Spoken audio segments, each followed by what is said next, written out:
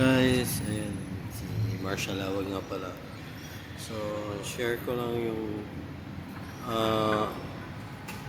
nangyayari sa akin kagabi, tsaka yung ngayong umaga. So, bali yung kagabi, ang tagal ko pa ikot-ikot dito sa may Bonnie, sa may Cybergate. Sabi niya, nasa, ano daw siya, ilalim ng MRT.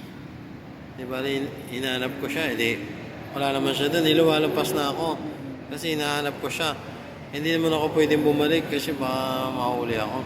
Hindi ginawa ko, umikot na naman ako doon sa may Bonnie pa Guadalupe. Kasi nandito lang siya, bungad siya, banda, Cybergate. Robinson Cybergate. Ayun. Ang tagal ko pa ikot ako doon. Sabi niya, nasa labas daw siya, pila ng taxi. Di pumunta naman ako doon. Di wala naman siya. Hintay ko pa, mga 5 minutes pa ulit, nakaupo na ako doon. Wala talagang lumalabas. Tapos tinatawagan ko siya. Hindi naman siya sumasagot. Nakailang tawag ako, hindi lang 10 tawag ko siguro. O 5, ganun. Walang sumasagot.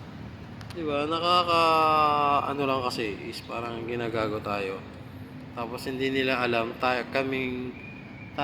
ng mga movie rider na yung record natin yung maapektuhan kasi syempre kakancel natin syempre.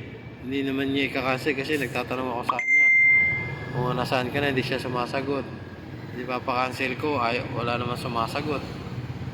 Di ba, parang nakaka-insulto kasi.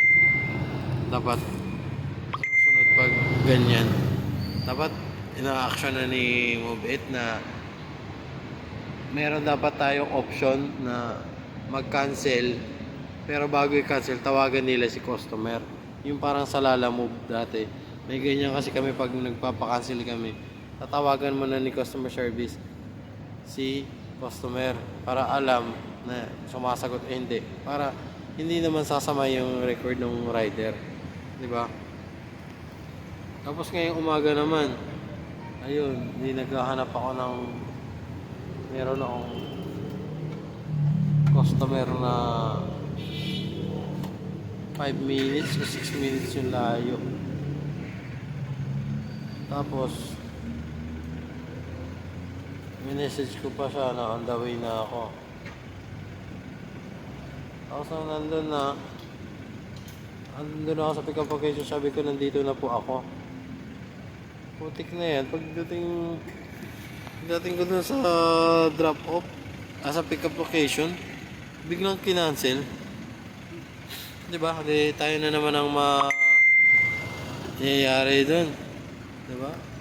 Record na naman natin ang sana panawagan ko lang sa Move8, sa Grab, na sana po pag ganyan meron ding option mo na bago sila mag-cancel, natatawagan mo na nila yung customer or yung rider na ano nangyari. Ganun kasi yung sa Lala Move dati, experience ko lang, para hindi naman kami kasi syempre masisira yung namin, nagtatrabaho kami ng maayos, lumalaban kami ng patas, tapos ganun ang gagawin, di ba?